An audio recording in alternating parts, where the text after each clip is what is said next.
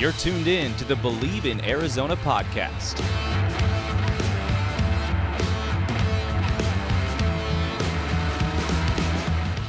Hello, Bear Down Believers, and welcome into the show. I'm your host, Matt Reynoldson, and we are officially in regular season mode. The Wildcats, with a game under their belts, now getting ready to take on the Northern Arizona Lumberjacks Saturday night, 7:30 kickoff at Arizona Stadium over on ESPN+. Coming up today on the Bleav in Arizona podcast, I'll discuss my biggest offensive storyline of the week, also taking a look at what the defense can improve on heading into Game 2. We'll also bring in Pro Football Focus's Max Chadwick to talk about Tetairoa McMillan, other Arizona storylines, and what he sees around college football from the PFF standpoint. Before we get to all our content on today's show, I want to remind you to please like and subscribe to the show over on Spotify, Apple Podcasts, TuneIn, or wherever you get your podcasts. Click the play button on all of our audio files. I Bleav we're up to 19 episodes now, and you can check out the YouTube version of this podcast over on my YouTube page at Matt_Reynoldson. Tetairoa McMillan is turning heads all around the nation, and maybe many people on the East Coast were asleep for Arizona's 4-hour-long win over New Mexico on Saturday, but they weren't asleep the next day when they looked at TMac's stat line. 304 receiving yards, an Arizona school record, shattering the mark by about 30 yards there. That's on 10 receptions and a school record tying 4 touchdowns. Now, granted, this was TMac's first game back from injury. He had offseason foot surgery after, having a procedure early on in the offseason. Actually saw him outside of a softball game at Hillenbrand Stadium on campus early in the spring, and he was on a scooter. So this was no minor procedure, but he worked hard to get himself back. He was in a no-contact jersey all of camp, and this was really his first live bullets football action since the Alamo Bowl in December of 2023. Boy, did TMac look good. And that's a massive understatement. I know that's a massive understatement because all you have to do is look at the national awards McMillan pulled in this week. The very first AP Offensive Player of the Week award, he got it. The very first for Arizona Big 12 Offensive Player of the Week, he got it. Just announced today, the Walter Camp Football Player of the Week award, TMac got it. And look, this guy already is starting to skyrocket up the awards ranks. I think a lot of people realize that he is the best wide receiver in the country. I think a lot of people realize that it's not close. And the two other contenders for that mantle of top wide receiver in the country have nowhere near the same credentials that TMac does, quite frankly. Travis Hunter is an elite two-way player for Colorado, but he is just as good at corner as he is at wide receiver and may have a higher ceiling as a corner in the second level or in the next level in the NFL than he does as a wide receiver. He also didn't have the most catches on his team. That belongs to Jimmy Horn, the Colorado wide receiver in the opener against North Dakota State last week. Luther Burden, the slot receiver from Missouri, who had a stellar season last year. A lot of people came into 2024 thinking that he would be wide receiver 1 in the country. Stat lines week 1, similar quality opponents, not even close.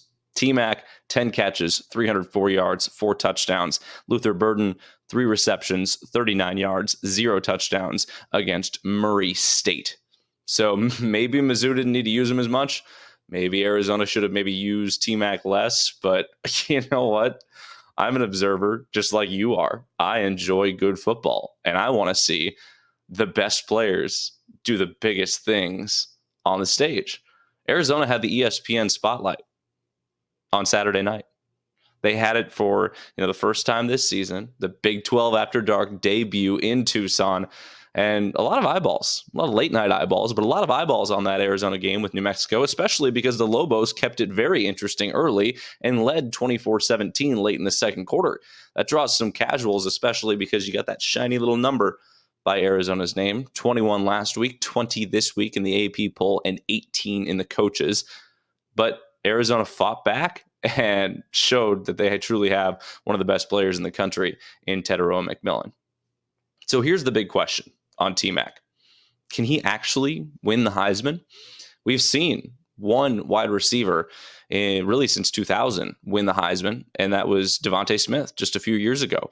And that was because his masterful performance as Alabama's wide receiver kind of outshined what Mac Jones was able to do as Alabama's quarterback. Even though he was also a Heisman contender at the end of the year, I think it went to the right person, and Devontae Smith was that guy.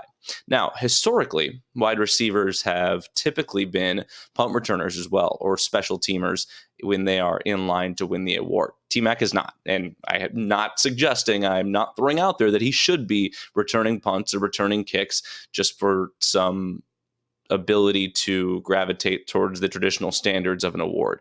But that will possibly hurt his candidacy throughout the year. But I mean, if he's putting up performances like this consistently throughout, it's going to be hard to deny him at least a trip to New York for the Heisman Trophy ceremony. And look, his quarterback's pretty darn good too. Noah Fifita eclipsing the 400-yard mark in the season opener, but all 4 of his touchdowns were to TMac, and you knew his favorite target was number 4. Was certainly happy to have his guy back in the fold for the season opener. And Fifita and McMillan had that connection all game long. And McMillan actually talked about it a little bit yesterday in his press conference, how it feels like it's on a different level now, somehow, than it even was last year when the two connected for the first time as Arizona quarterback and wide receiver in a real game. And then, going back to their days at Servite in Orange County, California, and the youth football days, these guys have had a long time connection, but to hear it might be even better now, that's pretty impressive. We was just rewatching the play, and I was just like, man, is this like one of our best chemistry moments right here? We speak about it a lot, just our relationship off the field is correlates to on the field. And, you can obviously see that in that play, just him knowing that I was going to the next window and me knowing that he was going to throw me to the next window. It was just night and day, and I'm just happy we made a play.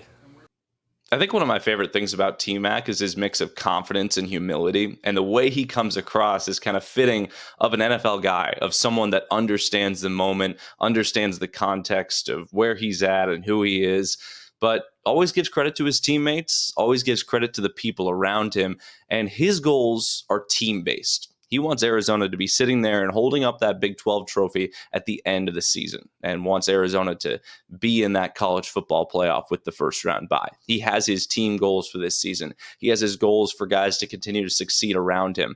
But, I've also been in so many of these media situations and so many of these press conferences where guys will just slough off the individual awards. It's not about me. It's whatever. But I like when guys actually say how much the awards mean to them. And my former colleague Jenna asked a great question of TMac yesterday of what the national awards and what the first Big 12 Offensive Player of the Week award of the season means to him. He came through with a great answer.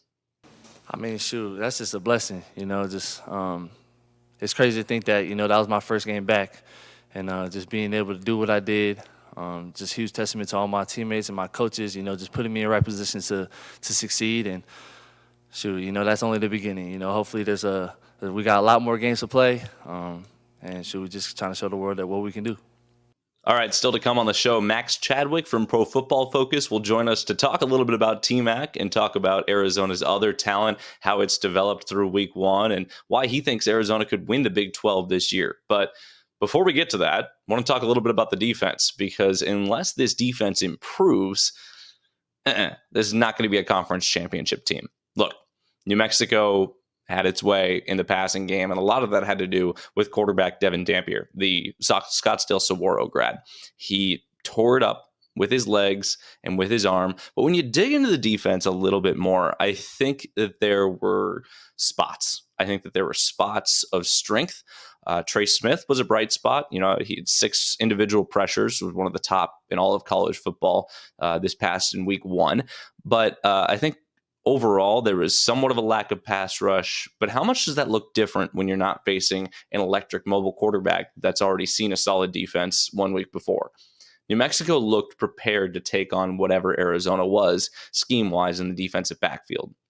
Arizona didn't look very prepared, but Brent Brennan, the head coach, has said all week, and coaches have said multiple weeks, that teams make their biggest jump from week 1 to week 2 of the season. So I think that's what you need to see from Arizona. And let me start with the positives, because I think with those positives, there are things to build on. You're going to need to stop the run in the Big 12, and you're going to need to stop the quarterback run. But so much of what Dampier did was on getting outside of the pocket, scramble plays, broken plays.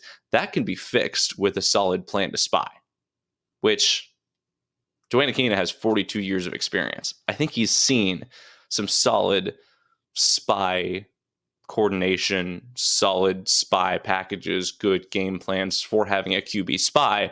So I think he's going to pull something out of the annals of history to be able to stop mobile quarterbacks in the future. What would concern you is if there were a lot of designed runs in which Dampier got loose, and that wasn't the case. The running backs actually had a pretty low yards per carry, actually averaging less than 4 yards per carry.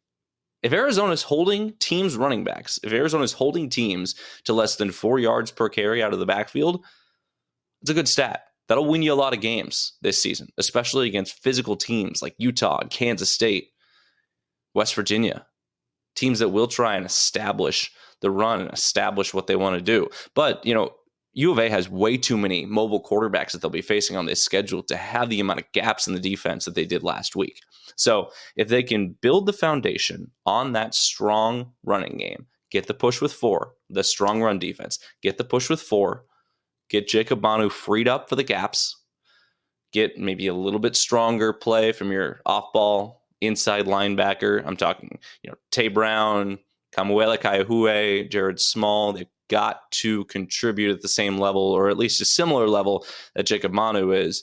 Arizona can be a good run-stopping team and be less susceptible to the pass. I think this defense, this defensive backfield, this defensive secondary is too talented to have another performance like it did against New Mexico.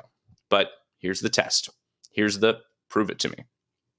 I need to know early on in the season, I need to know in September, especially going into a game against Kansas State, if Arizona can regroup and squash a hot offense. Look, NAU played a team last week in Lincoln that is an independent school in California, and the Lumberjacks were expected to roll. They did roll. They should have rolled, but they scored on 8 straight possessions. Hard to do against anybody. Hard to do at the high school level. Clear mismatch. Don't get me wrong. But this is a nice bounce back litmus test for what Arizona can be and should be. U of A has supremely greater talent than NAU. This should not be a game that comes within 30 points. But I want to know how it looks, right? I want to know if Arizona can play a turnover-free game on offense. I want to know if Arizona can force turnovers, because it got 1 pick on a great play by Genesis Smith, but the other pick, Trayden Stukes, was just in the right place at the right time. And that's going to be part of it. Don't get me wrong, that's going to be part of it. But I want to see them force turnovers. I want to see the Cats get out there and wreak havoc in a pass rush, tip a ball at the line of scrimmage. It floats right into Manu's hands or another linebacker's hands for an easy pick because of the pressure. I want to see somebody strip somebody on a kickoff return. Force NAU into mistakes. Force NAU into struggling under the lights at Arizona Stadium. Put the foundation together of what disruptive defense can be, not just good defense. And I think if you start to disrupt as a pass rush, as a run defense, as mixing up looks on the back end, I think if you start to be disruptive, teams, A, take fewer chances on you, and B, just have less confidence to get the ball down the field. My biggest thing that I noticed with Arizona's secondary is New Mexico looked like they had a lot of confidence marching the ball down the field. It wasn't the fact that the Lobos racked up a bunch of yards through the air. It was the fact that they did it in succession a lot of the time and just nickeled and dimed their way down the field. And really, it was more dime and quartering their way down the field, because these were 20 to 25-yard gains a lot of the time, with a lot of consistency against Arizona's defense. So I want to see Arizona start to be disruptive, start to get teams into 2nd and 15, get them into 3rd and 10, and then see what this team is. Because I still believe in Arizona's secondary. I still believe in Bobo, Takario Davis. I still believe in Traden Stukes, Gunnar Maldonado, Dalton Johnson, Genesis Smith, Marquise Groves Killebrew, who had a nice game last week. I believe in this group as a unit. I believe in their depth. So if they want to prove that, I think it comes down to how disruptive they can be on the early downs and then prove your mettle on 3rd and 8. This defensive pride needs to be not that nobody's ever going to move the ball against them, not that nobody's ever going to score points. It's when it's 3rd and 8 and the Cats have the advantage, you're not getting a first down. And that is the defensive foundation that will win a lot of football games this season. Arizona needs to capture that on Saturday. I don't think anybody's expecting this to be a close game, but you just want it to look better. You just want it to look better. And a comfortable 40 to 50 point win over NAU, hold them under 13 or 14 points. Keep them out of the end zone for maybe the first 3 quarters or something like that. It would inspire a lot more confidence in U of A fans going into a huge, huge matchup at Kansas State next week. All right, we've talked about the talent of this defense. We also talked about the talent of the offense and Tetairoa McMillan. And, it's just hard not to keep talking about TMac. So coming up next, I will bring in Max Chadwick of Pro Football Focus and our new Bleav Podcast Network connection there, our new partnership with PFF to discuss TMac, to discuss Arizona, and all things surrounding the rest of this season for the Wildcats. That's coming up next. All right, this week, the Bleav Podcast Network announced a strategic partnership with Pro Football Focus. So what better time to bring in a PFF expert of our own? Max Chadwick joins the Bleav in Arizona podcast. And Max, I got to start off with the headliner of Arizona right now, and that's Tetairoa McMillan, a school record 304 receiving yards in the season opener on Saturday on 10 receptions, 4 touchdowns. He had one of the best wide receiver grades in the entire country as far as the PFF individual grades go this past week, but also just one of the top grades overall for any player in college football that we saw in week 1. What impressed you about his performance? He was awesome. Quite frankly, everything impressed me with the performance. He was a guy that coming into the year, I thought was at minimum the 2nd best receiver in the country. I think it's a very good argument for number 1. And after this week, there's probably a lot of people that have him as the number 1 receiver. In fact, Trevor Sycamore, our lead draft analyst at PFF, he has Tetairoa McMillan as, I believe, a top 5 prospect overall and the number 1 receiver in the NFL draft. So he was spectacular. I think what really impressed me most, I always knew he was a bigger receiver, can go up and get it with the best of them. But what really impressed me in that game specifically was his after the catch ability. He looked great after the catch. Now I knew he could move, but I didn't know he could move like that. So if he added that element to his game this year, he's going to be unguardable, honestly. And I could see why many people consider him the next Mike Evans and a top 5 pick in the draft. Yeah, Max, from a film standpoint, I mean, I thought the first touchdown catch was, just routine. And when nobody was within 20 yards of you, it's like, all right, you're going to walk into the end zone when you're that kind of athlete. But from a film standpoint, I was most impressed with his 3rd touchdown catch when he comes all the way across the pattern, catches it really in double coverage, and then breaks off a 70-yard touchdown run on the near sideline. I mean, his acceleration, the ability to see the angles of defenders after the catch. I mean, how much different does his projection look right now than maybe it did a year ago at this time? Yeah, I think I do want to see more against better competition. Obviously, New Mexico's not the best defense out there, but it was very encouraging. And just like I said, the after the catch ability was what separated Burden from him for some people. And that, Burden's an after the catch demon where he's unbelievable after the catch. And he can also do some other things really well as well. But, if Burden added that element to his game and he's really good after the catch, then all of a sudden we're talking about a bona fide number 1 receiver in the NFL draft and a bona fide number 1 receiver in the NFL, honestly. So that's a really big element that we saw a little bit of it last year, but really what was mainly McMillan's game was that he was going to go up and get it. And he had good speed at that size as well. But man, if he added that kind of movement ability after the catch, then like I said, he is almost as good of a receiver prospect as you can find as of right now. And I'm really excited to see what he can do the rest of the season. Well, you take a consistent look with the PFF College podcast at college football as a whole. And what we saw kind of coming into the season was the Big 12 was sort of the fourth conference in the pecking order. Now, the ACC's rough start may have flipped 4-3, but the crazy thing is the Big 12 may have the two most dynamic players, possibly the two most dynamic pro prospects from an offensive standpoint in the country, in Travis Hunter from Colorado, who will be a possible two-way player in the NFL, and Tetairoa McMillan. So is the talent level of the Big 12 doing itself the favors to rise the profile of this conference when it comes to the end of the season when we're looking at the pecking order of this playoff? Yeah, I think that's a good question. I think the Big 12 for me was always the number 3 conference in America. I thought the ACC was a little top heavy. I really like Miami heading into the year, but then after that, there was a lot of questions, and we've seen that so far to be the case. The Big 12 though is wide open. I actually do have Arizona winning the Big 12 this year, but there's 7 or 8 teams. I think I have a shot at winning it, honestly. So I think it's way more wide open and way more depth in that conference right now, but. Yeah, there is a star power there. You got obviously Travis Hunter, Shedeur Sanders, Tetairoa McMillan, Noah Fafita, Ollie Gordon, maybe the best running back in America from Oklahoma State as well. So there's a lot of star power and a ton of other running backs in the Big 12 conference as well that are superstar running backs. So a lot of star power in that conference offensively. Some good players defensively as well. Obviously Travis Hunter and Ticario Davis come to mind there. But yeah, I think it'll be tough for me to see them get multiple. I think there's a good chance this conference just beats up on each other and only gets one team into the playoff. But maybe we'll get 2. I don't know. We'll see. But as of right now, I think the ACC and Big 12 will get 1 team each. And then I think the Big 10, SEC, and Notre Dame will make up the other spots that we get in the playoff. So you mentioned the depth and the parity in this conference. And I think a lot of people, when projecting out for Arizona this year, had a tough time looking past September.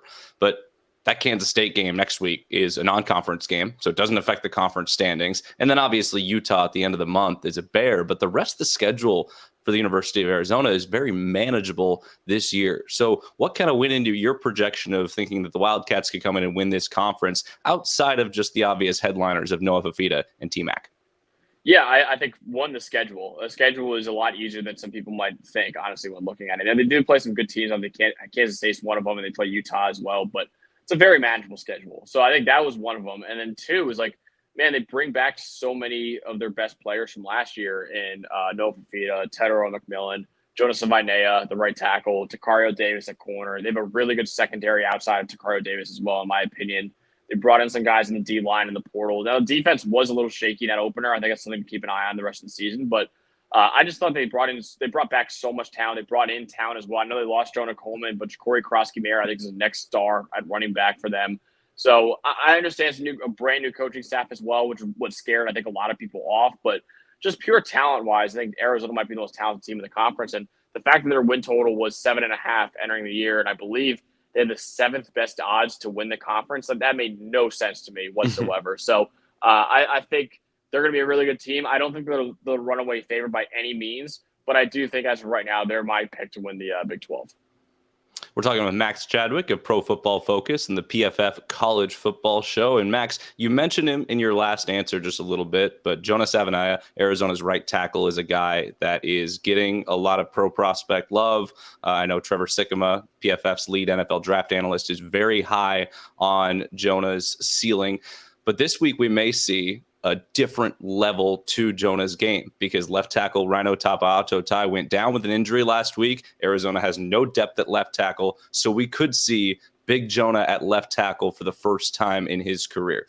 Just in general, what does that do for a college player that has never swung at tackle to be able to develop the ability to swing both sides of the line? Because that's a lot of times what you're going to have to do at the pro level. Yeah, it's incredibly difficult. Basically, you got to learn how to do everything in the opposite way, right? Which is crazy. Imagine trying to learn how to write, left-handed or right-handed, depending on what you do. It's incredibly difficult because now all of a sudden you're kicking off the other foot.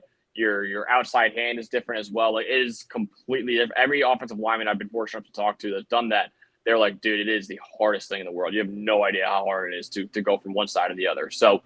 We'll see what he looks like out there at left tackle. I think there should be some growing pains to be expected from that, but it will be valuable for him. Now, I will say the whole right tackle versus left tackle debate it shouldn't be one, in my opinion. I don't think that one is more valuable than the other, and that's been proven. You know, some of the best tackles in the league that we have right now are right tackles. Penei Sewell, the right tackle for the Lions, I would argue is a top 2 to 3 offensive tackle in the league, even though he's a right tackle, right? So it doesn't really matter which side you play at, but if you could play both, that is valuable because, like you said, if one guy goes down in the NFL or in college and you're able to switch over pretty easily, then that's a really valuable tool and that you're not pigeonholed into one position. So I'm excited to see if he can do that. Obviously, he played right side last year with Jordan Morgan manning down the left side. And we'll see what Jonah can do in this game if he does play left tackle. So that is really intriguing, but I still think even if he's only a right tackle, he's still a very valuable player because of how good he is at right tackle.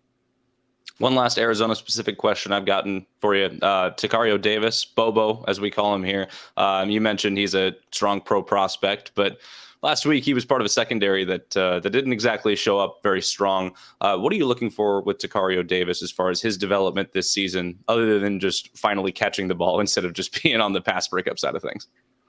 Yeah, I'm excited to see more. He went down with an injury a little bit, right? I know he came back in the game, I think, but I remember he did, and then he got ejected from the game as well from 2 unsportsmanlike conduct penalties. Yep. Yeah, that'll do it too. So, I saw that. We were watching the game. We were putting our notes together for the show, but he's an awesome player. I think he is a guy that is just a size speed freak and what he can do out there. Obviously, 6'4" is massive for corners. I mean, he is going to be immediately when he gets to the NFL one of the biggest corners in the league immediately when he gets there. And the speed he has is amazing, and the movement ability he has at that size is really, really amazing too. That's why I think he could be a top 15 or 20 pick in the NFL draft. Like, he's got that kind of ability and that kind of rareness in his body, honestly, that how rare of a human being he is to be able to do that. So I do want to see him be a little bit better in terms of picking off passes. I think you mentioned it right there, but he is a lockdown corner, though, in every stretch of the word, and I think he will be. He will bounce back. I don't think we're going to see more of like that against New Mexico. I think he'll be one of the best corners that we have in college football. I think he's one of the 5 best corners we have in the country. And like I said, that kind of size and speed you just don't see very often. He's a guy like Tariq Woolen comes to mind with him, but even Tetairoa Davis. Tetairoa Davis is more developed than Woolen was coming out of UTSA right now. So Davis has even a higher floor than Woolen did. So I'm excited to see what he can do, and I think he's a guy that's going to be a really fun guy to keep an eye on for next few months as we get into the NFL draft cycle. We're talking with Max Chadwick of the PFF College Football Show, and it's a big week too. It's a fun week too. Obviously, Arizona has a little bit of a sleeper. NAU coming to town. It's a precursor to a couple Big 12 games later this month, so we won't touch too much on that. But what are you looking forward to in a great weekend of college football between Texas, Michigan, Nebraska, Colorado, Oregon, Boise State? Just a fun week 2 slate. Yeah, my co-host Dawn and I will actually be in Ann Arbor for that Texas-Michigan game, so I cannot wait for that. That's going to be a really, really fun game. It's probably the biggest non-conference game of the year, in my opinion. 2 top 10 teams. So we're really excited for that. We're driving up Friday, and then we're going to leave after the game on Saturday, race home for all the night games because it is a really good night slate. You mentioned Colorado, Nebraska is an electric game, man. I can't wait to watch George Sanders and Dylan Raiola out there. Tennessee, NC State is also a night game I'm really looking forward to as the only other ranked game besides Texas, Michigan that we have on the slate this weekend. And then also the late night one at 10 o'clock on Peacock is Boise State, Oregon. That I think could be an interesting game as well. And then the 3:30 game I'm looking forward to is Iowa State, Iowa. Obviously, that rivalry game is always a fun one to watch if you love defense. So I think it'll be an interesting slate of college football. It's not as star-studded as last week's slate. But these are always the slates on college football where you're like, oh, there's not really that many great games. And you're like, oh, wait a minute. That's where all the upsets happen, all the madness happens. So there are still a lot of games to get excited about. Obviously, Texas, Michigan being the biggest one. But I do think it will get some craziness that happens this weekend, too. And how spoiled are we as football fans? Chiefs, Ravens Thursday, Packers, Eagles Friday, the full college slate Saturday, a loaded Sunday slate, Jets, Niners Monday. This is exactly what you want. This is a great time of year as a football fan. I can't wait. Yeah, I absolutely can't wait. It's gonna be crazy because I'm doing a lot of stuff NFL wise for PFF too, and it's just I'm really looking forward to it. But at the same time, I'm also like dreading how exhausted I'm gonna be throughout every weekend. So I'm already like feeling a little bit. It's only week 1 of college football. We just finished our show last night, and it was a whirlwind 3 or 4 days for me. And I was like, oh my goodness, I'm gonna be burnt out by the end of the year. But I am very excited as a football fan, and yeah, I'm just a little nervous about how I'm going to be able to handle all the stuff that I'm going to have to do this year. Hey, that's why we do it. That's why we choose Yeah. to get a little less sleep. He is Max Chadwick of Pro Football Focus, joining us on the Bleav in Arizona podcast. Max, thanks so much for the time. Thanks, man. Appreciate you. All right, as we wrap things up here on the Bleav in Arizona podcast, want to do what we always do to close the show, and that's the Bear Down Rundown, telling you what else is going on in Arizona athletics. And today, want to spotlight the Arizona baseball team. The fall exhibition schedule is out, and once again, Arizona will be taking part in the Mexican Baseball Fiesta. That's on October 3rd at Kino Stadium. They'll face Hermosillo once again for the second year in a row. And so Arizona now being able to see a Mexican professional team for the second year in a row. It's the fourth time they've been a part of the Mexican Baseball Fiesta. So another good fall test for Chip Hale and his squad. It'd be really interesting to see how the pitchers come together against these professional hitters from Mexico. So I think that'll be really nice to see. Obviously a great event, the Mexican Baseball Fiesta at Kino Veterans Memorial Stadium. That will be Thursday, October 3rd. Arizona will have the second game of a doubleheader at that ballpark on that Thursday night. The following weekend, or I guess 2 weekends later, 9 days later, mathing, Arizona will take on Pima Community College at High Corbett Field. So the Aztecs coming in for another exhibition. They have had a good partnership with the U of A, and so that'll be nice to see, some of the good local JUCO guys and some of the guys that have come from some of these local programs get to test out their skills at High Corbett. I know that's always a fun experience for them, and a good building experience for the Aztecs in fall ball as well. They've been a successful JUCO program in Arizona. Obviously, everything at Pima is pretty impressive in that realm. And then the following Friday, October 18th, Central Arizona will come to High Corbett Field to close out the fall ball season. U of A has a lot of bats coming back. They've got a good offense coming back, not losing much firepower from that lineup, but it comes down to replacing the pitchers. Jackson Kent, Clark Candiotti, and Cam Walty, the three starters, as well as Tonko Susak, all going in the MLB draft this year. So Arizona needs to replace the entirety of its weekend pitching staff, weekend rotation. But I trust Kevin Vance, the new pitching coach from Boston College, who came in last year and completely turned around this staff, to do it again. Arizona's got some arms behind them. I know they will mine the transfer portal, mine the JUCO ranks as they always do, and be able to get some guys that can come in here and make an impact right away. Because this will be a top 25 Arizona team heading into the season, and a team with legitimate super regional hopes, potentially an opportunity to get back to Omaha once again, and an opportunity to make an impact in its first year in the Big 12. So really excited to see some Arizona baseball next spring, and it all starts with fall ball in exhibition against Hermosillo at Kino Veterans Memorial Stadium on Thursday, October 3rd, as part of the Mexican Baseball Fiesta. That'll do it for this edition of the Bleav in Arizona podcast. I want to remind you to please subscribe to the show over on Spotify, Apple Podcasts, TuneIn, or wherever you get your podcasts. Click the play button on all of our audio files there. The YouTube version of this show will be up always on my YouTube page at Matt_Reynoldson. And coming up later in the week, we'll have one final preview of NAU before Arizona's Game 2 on Saturday night, 7:30 at Arizona Stadium. That'll do it for me. Till later this week, have a great one.